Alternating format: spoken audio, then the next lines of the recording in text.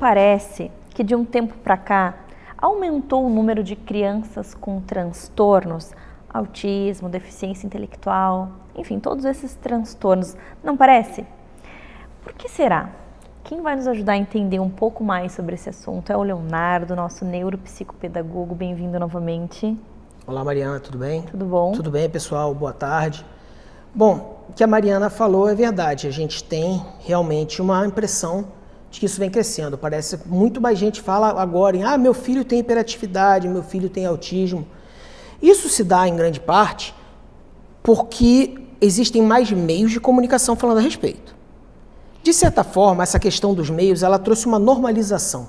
As pessoas não têm mais aquela vergonha. Antigamente, por exemplo, ter um filho com síndrome de Down, as pessoas praticamente escondiam a criança, o jovem com a trissomia do cromossomo 21. E a criança autista ficava trancada. E hoje em dia não. Hoje em dia as pessoas têm uma consciência maior que essas pessoas elas podem trabalhar, elas podem socializar. Então saíram do armário, saíram da toca. Isso é muito importante. Outro aspecto muito importante são os meios de detecção. Existem síndromes, principalmente, que elas são achadas através de quê? De testes genéticos, exames. E existem os transtornos que não são captados assim, são captados através de quê? Através de avaliações neuropsicológicas e de outros tipos de testagem. Hoje os testes são muito mais evoluídos. A neurociência ela evoluiu muito nos últimos 20 anos. Então hoje nós temos ferramentas que não existiam quando, por exemplo, a gente era criança. A gente, assim, eu sou bem mais velho que você, né, Mariana? Mas mais ainda na minha época, né? Eu, por exemplo, fui descobrir hiperatividade, eu já tinha mais de 30 anos. Então, hoje existem outros meios. Para hoje uma criança ou até um adulto sair do meu consultório com um diagnóstico de qualquer transtorno ou de uma dificuldade de aprendizagem, ele passa por 25 testes em média. Às vezes 21, às vezes 28, dependendo do caso. Então, são vários meios. E não é um teste de atenção, é um teste de flexibilidade, um teste de memória. Não. São vários testes que eles fazem uma interconexão um com o outro para dar um melhor resultado. Então, nós temos muito mais certeza, muito mais assertividade para dar um resultado. Você vai no profissional capacitado, num bom neuropsicólogo, um bom neuropsicopedagogo, você vai ter resultados que antigamente não teriam. Então, aquela criança que era vista como aquela criança que não parava na escola, que era realmente um problema, ela, algumas vezes, né, não em todos os casos, é uma criança hiperativa. Hoje em dia nós temos noção disso. E graças a isso, nós podemos fazer o quê? Nós podemos trazer metodologias de ensino que facilitem a vida dela. Um grande exemplo disso daí é que a Base Nacional Comum Curricular, quando mudou, 2017 para valer a partir de 2019, ela começou a trabalhar com o quê? Falar que essas crianças têm que ser assistidas. Ela não é muito objetiva, mas ela já prevê. Em 2021, o governo federal aprovou uma lei dizendo que o reconhecimento, direcionamento de crianças com transtornos de aprendizagem são responsabilidade da escola. A verdade é que essa lei ela não prevê o como, mas a gente tem que olhar que algum tempo atrás nem existia essa previsão. Então, isso é um processo e esse processo está evoluindo. Existe a questão também do que há um pequeno aumento do número. Existe. O autismo, por exemplo, ele era a cada 67 partos se pegava que era uma criança autista, não se pegava no parto, né? Se descobria mais à frente. E hoje em dia é 1 para 44. Além da melhoria na metodologia de detecção, existe também o fato de que as pessoas estão tendo filhos mais velhos e isso, em alguns casos, as crianças podem vir a nascer com algumas diferenças. Podem nascer de uma forma atípica. Podem mais chance de nascerem crianças com dislexia, crianças com TDAH, com autismo. Além disso, pessoas que já têm essas síndromes, esses transtornos, também estão tendo filhos. Antes, lembra que eu falei que eles ficavam trancados em casa? Hoje, tem pessoas com síndrome de Down casando. Tem pessoas autistas se casando, autistas com autistas e constituindo família. Então, a probabilidade genética ela não é assim, a genética ela não é um jogo objetivo, né? Ele tem muita subjetividade nela, mas a probabilidade aumenta. Então, realmente, existem algumas diferenças. Quando a gente entende toda essa mudança de um tempo para cá, a gente vê também, hoje em dia, as pessoas romantizando as síndromes também. Síndromes, transtornos, como que você enxerga essa situação? Bom, eu enxergo com tristeza. Assim, existe um lado que a gente olhar um Instagram, olhar um meio de comunicação e falar, até fazer uma piadinha legal, porque mostrar assim, ó, você é hiperativo, mas você não é um extraterrestre. Esses dias eu vi o caso de uma gravaçãozinha, a pessoa acordou e foi colocar um negócio no lugar. Aí foi colocar no lugar, descobriu que tinha outra coisa para fazer, outra. Quando ela viu à noite, ela ainda não tinha colocado a primeira coisa no lugar. Então, existe sim o lado da gente normalizar, ver que a pessoa pode ser uma pessoa normal. Mas eu vejo com bastante reserva essa romantização. Que negócio, meu filho tem tal coisa, que coisa linda. Aí o pessoal fala, oh, que lindo, oh, puxa vida, oh, quero que meu filho tenha também. Só falta a gente ver isso em alguns casos. Eu falei assim, não, são transtornos, o nome já fala.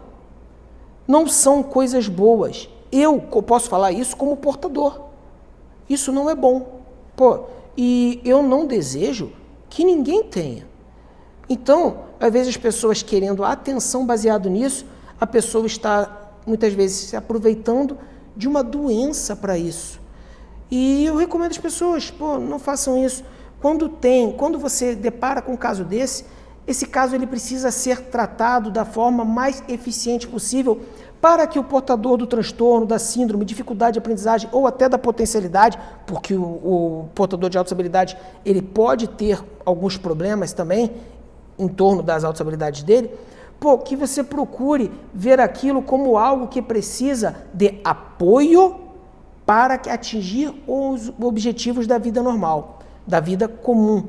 Essa pessoa ela vai precisar de apoio psicológico, apoio fonoaudiológico, muitas vezes de terapeuta ocupacional, neuropsicopedagógico, vai precisar de apoio da escola. Então a gente não deve olhar isso como algo realmente romântico, algo lindo. Não, isso é uma dificuldade, mas é uma dificuldade a ser vencida. Totalmente possível de ser vencida. Claro, cada um vence ela de uma forma. A fórmula do bolo, existem métodos, mas a fórmula do bolo, ela não é certinha.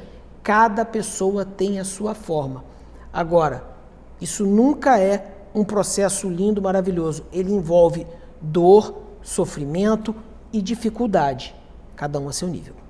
Obrigada por esclarecer tantos pontos.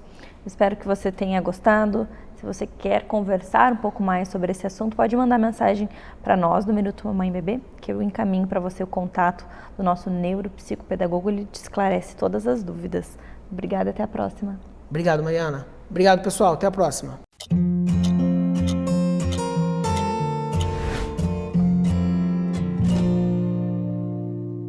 Você já ouviu falar em fisioterapia pélvica para crianças? Hoje quem vai nos falar um pouco mais sobre esse assunto é a Andréia, nossa fisioterapeuta pélvica. Bem-vinda novamente. Obrigada. Muito bom te receber aqui de novo. E agora a gente falar um pouquinho sobre a fisioterapia para as crianças. Então, criança também pode fazer fisioterapia pélvica? Sim, as crianças também podem fazer fisioterapia pélvica e a gente tem uma grande demanda de crianças na clínica que procuram tratamentos. Claro, sempre encaminhada para os médicos, pediatras e às vezes com algumas disfunções que os próprios pais percebem. Mas é isso que eu ia te perguntar. Quando um médico percebe alguma situação e encaminha, é um caso. Mas as mães e os pais em casa, cuidando das crianças, podem perceber também? Tem algum sinal? Quando que a gente pensa em, opa, acho que a criança está precisando de alguma ajuda nesse ponto? Como que seria?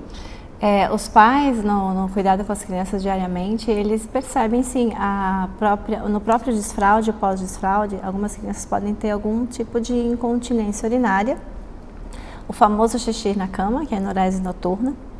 Então, eles podem ter quando começam a escolinha, às vezes por vergonha, é a fase de molhar a roupa, porque eles demoram para ir no banheiro. E isso provoca algumas disfunções e retardo da bexiga, naquele momento do período de intervalo de um xixi para o outro. Isso é bem comum pós-desfraude. Então, todo esse comportamento dessa criança, menino ou menina, durante a fase inicial da creche ou escola, leva os pais a ficarem um pouquinho mais atentos. E outras disfunções que os pais também procuram os médicos, né, para relatar, e aí eles encaminham então para o tratamento fisioterapêutico. Isso que eu achei interessante, que eu ia te perguntar. Então, tanto o menino quanto a menina pode fazer fisioterapia pélvica? Sim, tanto o menino quanto a menina pode ter uma disfunção urinária, ou uma constipação, que também é da nossa área, da fisio, com qualquer idade. E quando a gente pensa nesse acompanhamento infantil, como que é uma sessão? É diferente de uma sessão com um adulto? Porque quando a gente pensa em adulto, a gente pensa na mulher em várias situações envolvendo ali a gestação, incontinência também, constipação.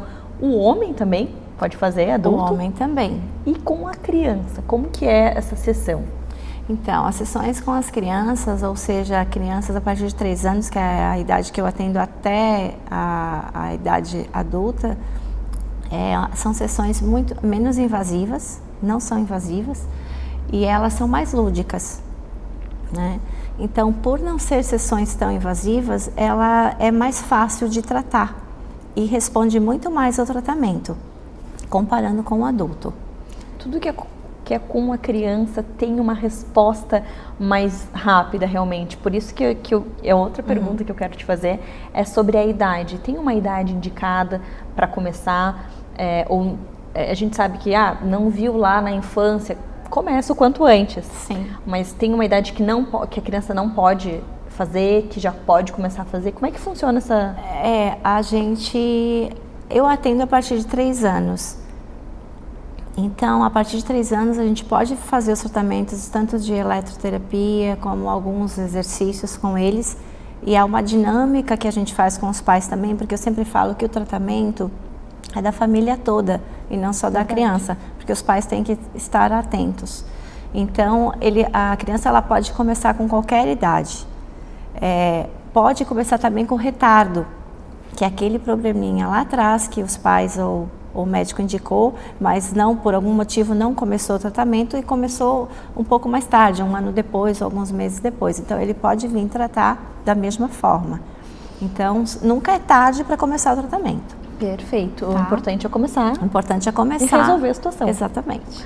E existe um tempo que esses pacientes vão passar com você, ou cada caso vai ser analisado de forma individual para ver a resposta justamente do organismo, enfim, daquele indivíduo? Sim, cada caso vai ser analisado, porque a gente faz toda uma avaliação de exames, né, e do comportamento, pede diário miccional, acompanha junto com o médico também, e depende do diagnóstico da criança, ela pode ficar semanas ou meses fazendo tratamento.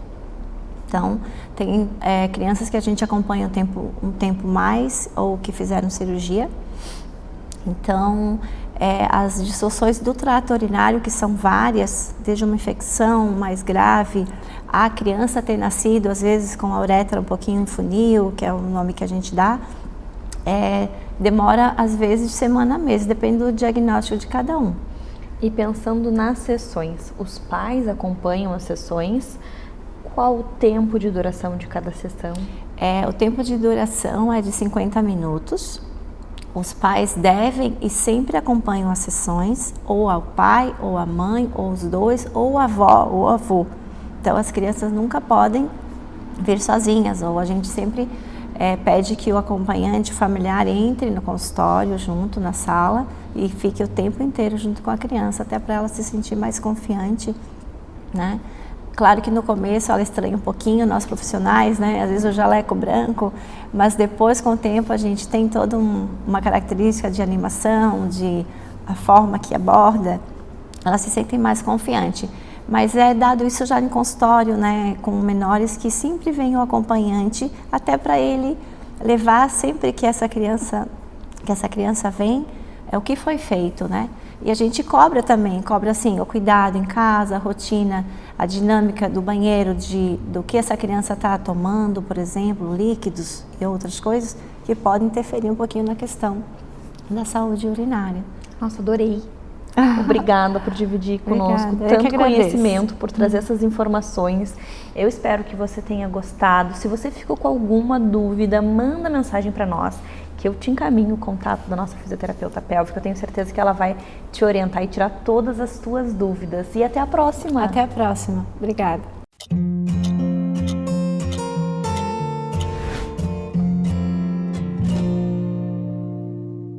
Você sabe quando levar o bebê para a primeira consulta com o odontopediatra?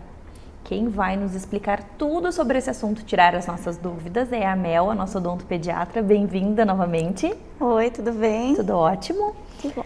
Mel, qual é a idade ideal para a mãe levar o bebê na primeira consulta com o odontopediatra? A primeira consulta com o odontopediatra ela deve ser feita quando nasce o primeiro dentinho já. Então, aquele bebezinho entre os 4 meses e 10 meses, que é a fase mais ou menos em que começa a nascer os dentinhos, já é o ideal levar para o odontopediatra. O que acontece nessa primeira consulta? Nessa primeira consulta, é um grande bate-papo com os pais, primeiramente, né? Onde eu oriento como que é feita a escovação correta, porque por mais que tenha já um dentinho só, já tem que ser feita a escovação. A melhor pasta de dente, a forma correta de usar a pasta de dente também, tá? A gente acaba avaliando também a boquinha do bebê, a gente vê como é que tá esse dentinho, se ele está nascendo corretamente, se tem algum tipo de lesão na boca, porque durante a fase de nascimento do dente pode haver alguns machucados no lábio, na língua, quando o bebê às vezes acaba se mordendo, sabe? Então a gente acaba avaliando toda essa questão a gente fala da mucosa oral, né? E quando a gente pensa nesse creme dental pro primeiro dentinho, nessa escova pro primeiro dentinho, como que tem que ser? Porque muita gente usa aquele dedinho. Isso pode, isso não pode? Essa pergunta é meio polêmica, né? Aquele dedinho, na verdade, ele não é uma escova de dente. Aquilo é um massageador, né? Então aquilo a gente usa quando o dentinho ainda não nasceu. Então, quando a gengiva está inchada, o dentinho está para rasgar, aquilo serve para aliviar o desconforto do bebê, para coçar a gengiva, ativar toda a circulação sanguínea da gengiva para o dentinho poder nascer com mais facilidade, tá? Então, quando nasce o primeiro dentinho, é utilizada uma escova de dente normal, né? Geralmente, de acordo com a faixa etária do bebê, isso já está descrito na embalagem da escova de dente. Tem umas bem pequenininhas, né? Que são escova de dente, não é do dedinho, mas é uma escova pequenininha. Sim, mas a escova tem que ter as cerdas normais de uma escova de dente, tá? Porque as cerdas de silicone, elas não higienizam o dente, né? Elas não conseguem tirar toda a placa, toda a sujeira que tem ali naquele dente, tá? Entendi. E a pasta de dente, que daí é a questão mais polêmica de todas, tem que ser uma pasta de dente com flúor, desde que nasce o primeiro dentinho. Tem muitas pessoas que defendem a pasta de dente sem flúor, porém a gente tem que pensar no seguinte, qual que é o problema do flúor? O maior problema do flúor é a ingestão, a alta ingestão, e o bebezinho não sabe cuspir, né? Então muitas pessoas indicam a pasta sem flúor por conta disso. Só que a pasta de dente, na realidade, ela é uma medicação que ela vai proteger o dente da lesão da cárie e outras doenças da boca, né? E é justamente o flúor que protege esse dente contra as bactérias da cárie. Então, é muito importante que já seja utilizado desde o primeiro dentinho, mas da forma correta, tá? Quando a criança ainda não sabe cuspir, a gente coloca uma quantidade muito pequena de pasta de dente, semelhante a um grãozinho de arroz cru. É bem pouquinho mesmo, porque o que vai limpar o dente é a escova. A pasta, ela vai só proteger ali os dentes. Olha só que interessante. E quantas vezes por dia que a gente precisa limpar? De quanto em quanto tempo a gente faz essa higiene do dentinho? Idealmente 3 vezes por dia, tá? O bebê é muito difícil de deixar, de fato, escovar o dente, mas a gente tem que insistir, né? Porque faz parte da higiene e é muito importante para a saúde, né? Então, se a mãe ou o pai, né, conseguirem realizar essa escovação 3 vezes ao dia, melhor ainda, tá? Principalmente se for uma criança que já está se alimentando, que toma principalmente fórmula, né? Que a fórmula ela contém ali um teor de açúcar, dependendo também do leite, né? Então ela já tem contato com alimentos e pode acabar trazendo algum malefício. Então é bom escovar 3 vezes por dia. Mel, e a segunda consulta? Quando que vem? Depois de 6 meses. Eu gosto de acompanhar os pacientes a cada 6 meses. Mas é claro que cada caso é um caso, né? Tem casos de crianças que precisam de um acompanhamento mais curtinho, né? Justamente crianças que têm muito medo de dentista, eu peço para vir uma vez por mês, para se acostumar com o ambiente e ver que tá tudo ok, né? E depois a gente, se precisar eventualmente fazer algum tratamento, fica muito mais simples, muito mais fácil de realizar esse tratamento sem trazer nenhum trauma para a criança. Que legal, adorei. Muito obrigada por todas as informações. Eu espero que você tenha gostado. Se ficou com alguma dúvida, já sabe, manda mensagem que a gente te ajuda a compreender e tirar todas as suas dúvidas. E até a próxima. Até a próxima.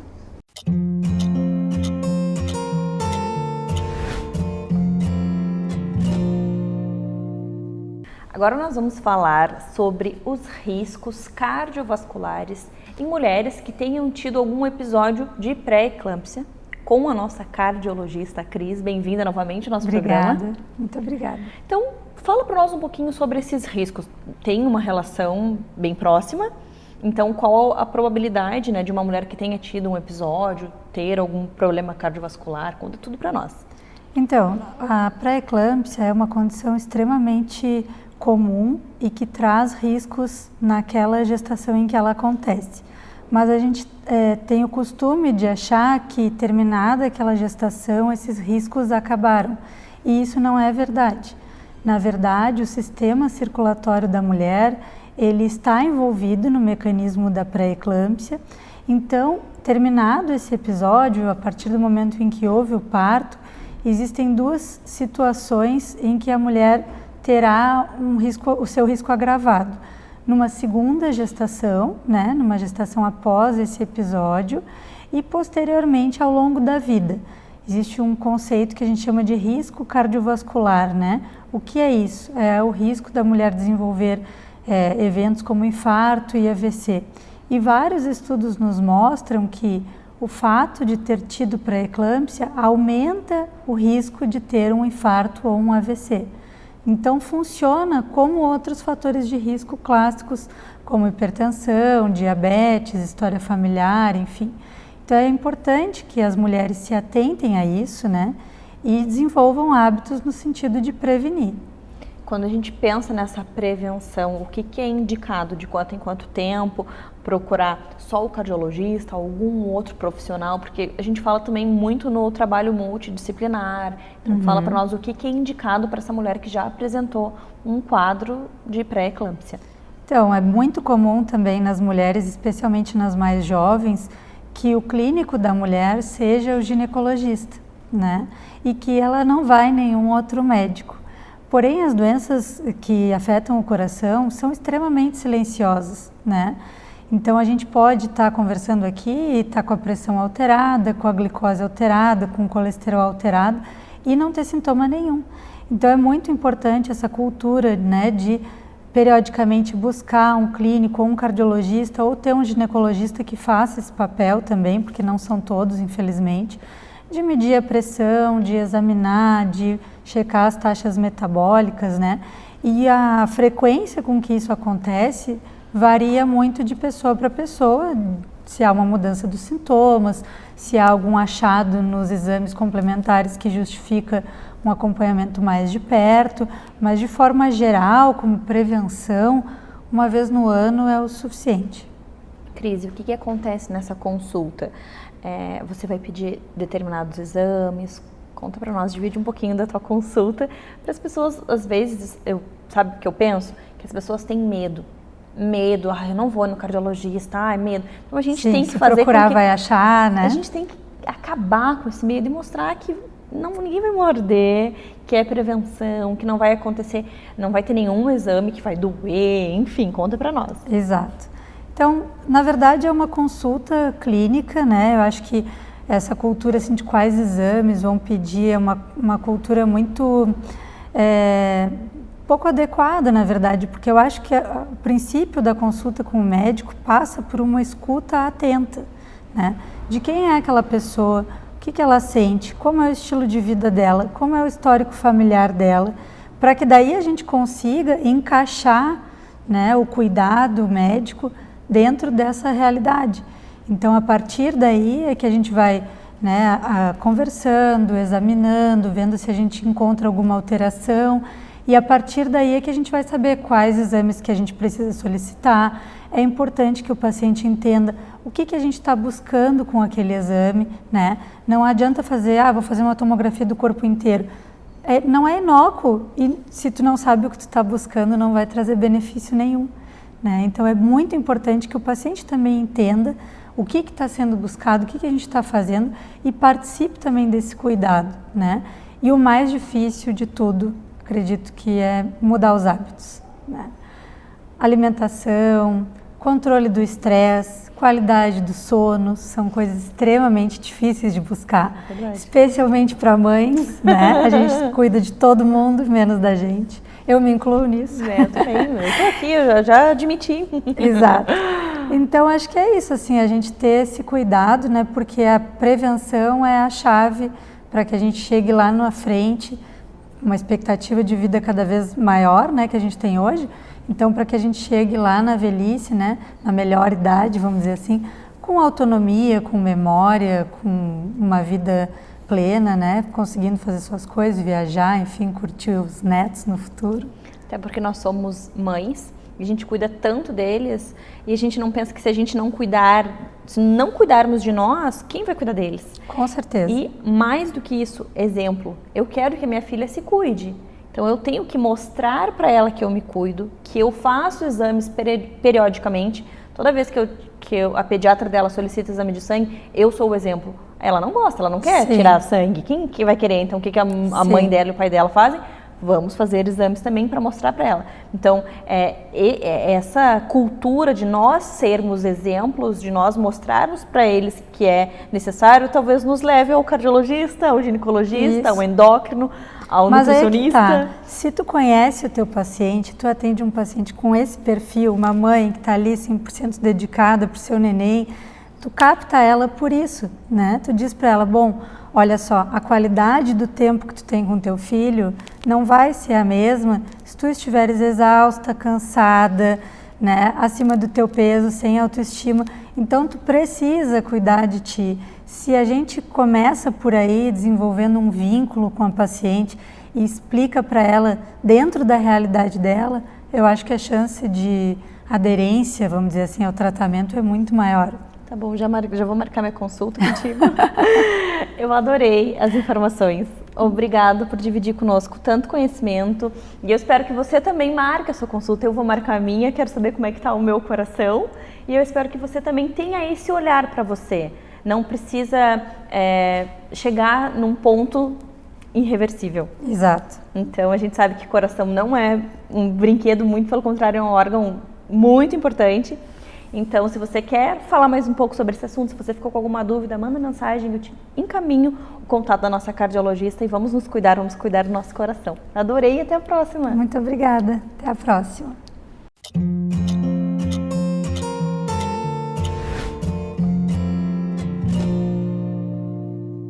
Agora eu trouxe a minha psiquiatra maravilhosa, a doutora Carol, para falar sobre um assunto muito maravilhoso, que é o podcast dela e de outras profissionais incríveis que fazem parte. Bem-vinda novamente. Obrigada, Mari. Me fala sobre essa delícia que a gente ama acompanhar nas redes sociais. Sim. Como que surgiu o podcast? O que é? Qual o objetivo? Conta tudo para nós. Está sendo uma aventura muito gratificante. Esse podcast ele começou, na verdade, em outra rede social, no grupo de mensagens, né, que eu e mais 3 colegas temos, em que a gente trocava justamente sobre os nossos dilemas, não só questões relacionadas com a prática da psiquiatria, mas da nossa vida, porque somos mulheres, mães, futuras mamães, nos seus relacionamentos, na sua relação familiar, cuidados com alimentação, exercício, os perrengues da nossa vida real que todas nós passamos, e nós sentimos a necessidade de ampliar a nossa comunidade, né? Nós sentimos que essas dores, essas questões que nós estávamos vivendo não seriam só nossas. E a gente está tendo esse retorno, sim, porque a gente está colocando na mesa ali essas questões do dia a dia, e os colegas estão interagindo, estão dizendo, não, é isso mesmo, a gente também sente dessa forma, né? Então, principalmente assim, voltado para as mulheres que trabalham na área da saúde, né? Então, o nosso time aqui, fisioterapeutas, dentistas, TO, psicólogas, não é só sobre saúde mental, é sobre a nossa vida real, a vida das mulheres. Que maravilha! E como é que acontece? De quanto em quanto tempo você se encontra? Onde a gente pode conferir? Conta tudo para nós. Sim, então, nós estamos no Spotify, que é uma das redes que tem áudio e agora também vídeo. Então, quem não está ainda pode acessar o canal, mas outras redes também que tem áudio também nós estamos participando, e no YouTube, assim como o Minuto Mamãe Bebê. Então, tem como conferir, tanto ouvindo ali durante a organização da casa, durante a caminhada, tá ali lavando louça, coloca o fonezinho, dá umas risadas junto com a gente. E nós nos encontramos em períodos que a gente faz a gravação, vários episódios, em um mesmo dia, né? Então é bastante puxado, mas flui de uma forma muito natural.